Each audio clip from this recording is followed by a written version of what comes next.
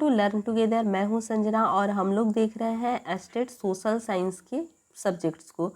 तो estate social science में जो भी चैप्टर पूछे जाएंगे तो उन एक एक चैप्टर को हम लोग यहाँ पर कवर करेंगे। तो आप लोग वीडियो के साथ में बने रहिएगा ताकि इसको पूरा देखने में सभी को फ़ायदा मिल सके। वीडियो को ज़्यादा से ज़्यादा शेयर कीजिए ताकि आपके और दोस्तों को भी इसकी जानकारी मिल सके, क्योंकि एग्ज़ाम में बहुत कम समय बचा हुआ है।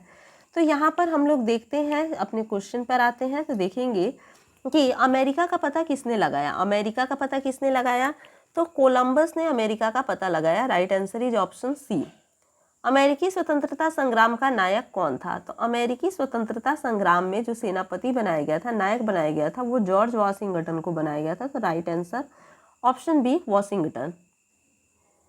नेविगेशन एक्ट अर्थात नौवहन अधिनियम कब पास हुआ? ये कब पास हुआ था? तो हमारा सही जवाब होगा ऑप्शन बी 1651 में। नेविगेशन एक्ट नौवहन अधिनियम कब पास हुआ था? तो 1651 में पास हुआ था। अगला देखते हैं, फिलाडेल्फिया का दूसरा सम्मेलन किस वर्ष हुआ था? तो फिलाडेल्फिया का जो दूसरा सम्मेलन है ये 4 जुलाई 1776 को हुआ था। कहाँ कब हुआ था? 4 जुलाई 1776 को हुआ था। Right answer option A. Next, स्वतंत्रता का घोषणा पत्र किसने तैयार किया था? तो स्वतंत्रता का घोषणा पत्र जो है ये थॉमस जेफरसन ने तैयार किया था। किसने? थॉमस जेफरसन ने तैयार किया था। Right answer option C. अमेरिकी स्वतंत्रता संग्राम में किस देशों से उपनिवेशों की सहायता की? तो किस देश ने इनमें से उपनिवेशों की सहायता की थी? अमेरिकी उपनिवेशों की सहायता की थी तो फ्रांस ने सहायता की थी। Right answer option B. अमेरिकी स्वतंत्रता संग्राम का तत्कालीन कारण क्या था? तो बिल्कुल तत्कालीन कारण जिस पर क्रांति भड़क उठी थी तो वो बॉस्टन टी पार्टी थी। कौन सी थी? बॉस्टन टी पार्टी थी। Right answer option B. स्वाधीनता की पुत्र पुत्रियां नामक संस्था स्थापित की गई थी। तो स्वाधीनता की पुत्र पुत्रियां नामक जो संस्था है ये अमेरिकी स्वतंत्रता संग्राम के दौरान स्थापित की गई थी। Right answer option C. अमेरिकी उपनिवेशों का सेनापति कौन था? तो अमेरिकी उपनिवेशों का जो सेनापति था, तो अभी हम लोग देखिए कि सेनापति किसे बनाया गया था? जॉर्ज वॉशिंगटन को बताया गया था। तो right answer option A George Washington. Next, America की राजधानी कहाँ है? तो अमेरिका की राजधानी कहाँ है? बहुत सिंपल है, वॉशिंगटन है, सभी लोग जानते हैं। Right answer option C. Next है, कॉमन सेंस की रचना किसने की? कॉमन सेंस की रचना किसने की? तो राइट आंसर थॉमस पेन ने की। किसने की? थॉमस पेन ने। Right answer option B.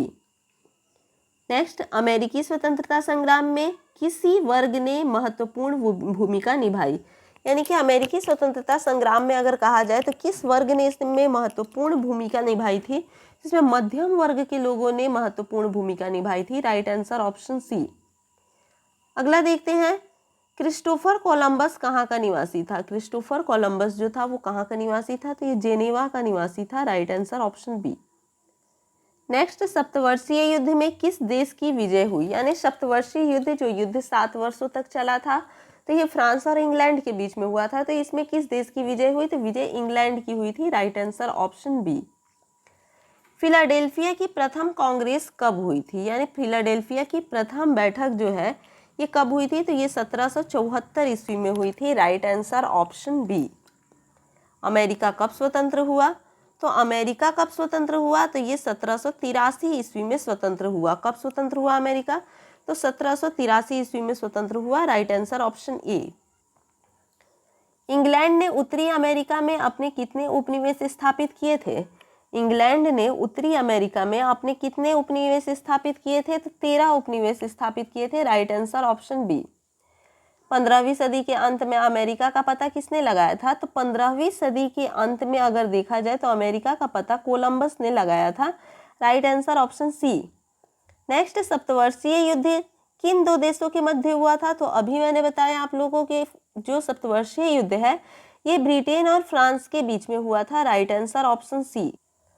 अमेरिकी स्वतंत्रता संग्राम के समय इंग्लैंड का राजा कौन था? तो अमेरिकी स्वतंत्रता संग्राम के समय इंग्लैंड का जो राजा था वो जॉर्ज तृतीय था। Right answer option A. किस संधि के द्वारा अमेरिकी स्वतंत्रता संग्राम को मान्यता मिली थी? वो कौन सी संधि थी? तो यहाँ पर हम लोग देखेंगे कि right answer option A Paris की संधि के द्वारा मिला था। Right answer option A. Stamp act किस वर्ष पारित हुआ था? तो स्टाम्प एक्ट की अगर हम लोग बात करते हैं तो ये 1765 में पारित हुआ था। Right answer option A. अमेरिकी स्वतंत्रता संग्राम में अंग्रेजों का सेनापति कौन था? तो अमेरिकी स्वतंत्रता संग्राम में अंग्रेजों का जो सेनापति था, मैंने पहले ही बताया कौन था, कि वॉशिंगटन थे। कौन थे? Washington. Right answer option A. अमेरिकी संविधान लागू हुआ। अमेरिकी संविधान 1789 में लागू होता है। Right answer option B. विश्व में प्रथम लिखित संविधान किस देश में लागू हुआ? तो प्रथम लिखित संविधान जो है वो अमेरिका में लागू हुआ। Right answer option C. Next, किसी संधि के द्वारा अमेरिकी स्वतंत्रता संग्राम को मान्यता मिली? वो कौन सी संधि थी जिसके द्वारा अमेरिकी स्वतंत्रता संग्राम को मान्यता मिली? तो ये पेरिस की संधि थी। Right answer is option number A. Next देखेंगे, अमेरिका में सबसे पहले किस देश ने अपने उपनिवेश स्थापित किए थे? तो अमेरिका में सबसे पहले अगर हम बात करते हैं तो स्पेन ने अपने उपनिवेश स्थापित किए थे। Right answer option B. प्रतिनिधित्व नहीं तो कर नहीं का नारा किसने दिया था? तो प्रतिनिधित्व नहीं तो कर नहीं का जो नारा है वो अमेरिकी स्वतंत्रता संग्राम में सैमुअल एडम्स ने दिया था। Right answer option B. Stamp Act किसने लगाया था? स्टाम्प एक्ट जो है वो किसने लगाया था? तो स्टाम्प एक्ट की अगर हम लोग बात करते हैं तो ये ग्रीनविले ने लगाया था, और ये अमेरिकी स्वतंत्रता संग्राम के समय ब्रिटेन के तत्कालीन प्रधानमंत्री थे जिनका नाम क्या था? ग्रीनविले था, और इन्होंने ही स्टाम्प एक्ट लगाया था। 5 असहनीय कानून किसने बनाए थे? 5 असहनीय कानून लॉर्ड नॉर्थ ने बनाए थे। Right answer is option B. स्वाधीनता की पुत्र पुत्रियां नामक संस्था स्थापित की गई थी, तो यह अमेरिकी स्वतंत्रता संग्राम के दौरान स्थापित की गई थी। Right answer option C. America का प्रथम राष्ट्रपति कौन बना? तो अमेरिका का प्रथम राष्ट्रपति की अगर बात करें तो ये वॉशिंगटन बने थे। Right answer option D. Boston की चाय पार्टी घटना किस वर्ष घटी थी? बोस्टन की चाय पार्टी घटना जो है ये 1773 में घटित हुई थी। Right answer option D. इसके बाद देखते हैं, किस क्रांति में नारा दिया गया प्रतिनिधित्व के बिना कर नहीं? वो कौन सी क्रांति थी? तो हम लोग देखेंगे कि अमेरिका की स्वतंत्रता संग्राम में ऐसा कहा गया था। Right answer option D. America स्वतंत्रता संग्राम का पहला युद्ध किस वर्ष हुआ था? तो अमेरिकी स्वतंत्रता संग्राम का जो पहला युद्ध था वो किस वर्ष हुआ?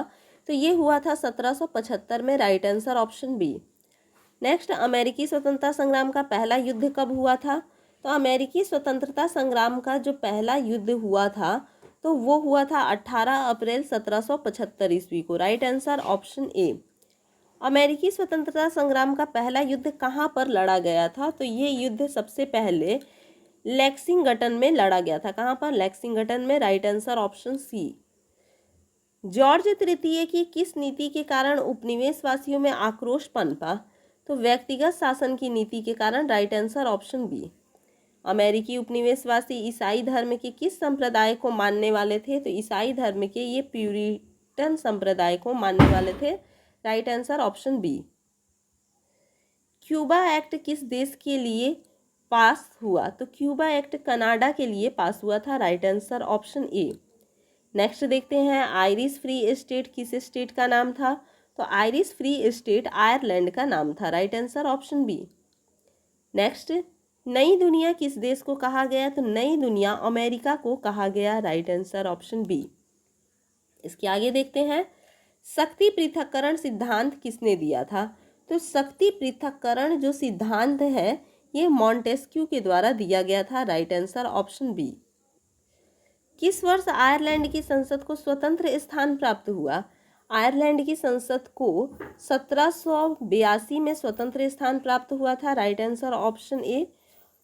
नेक्स्ट देखेंगे कि अमेरिका उपनिवेशों के प्रशासन का प्रधान कौन होता था? तो अमेरिका उपनिवेशों के प्रशासन का जो प्रधान होता था वो गवर्नर होता था। Right answer option A.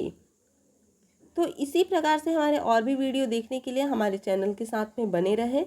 आपको इसी तरह से चैप्टर वाइज इसमें वीडियोस मिलेंगी जिससे आप लोगों की तैयारी बेहतर हो पाएगी। और इसे अपने दोस्तों में शेयर कीजिए ताकि उन लोगों को भी इसका फ़ायदा मिल सके, और चैनल को सब्सक्राइब करना नहीं भूलिए। धन्यवाद।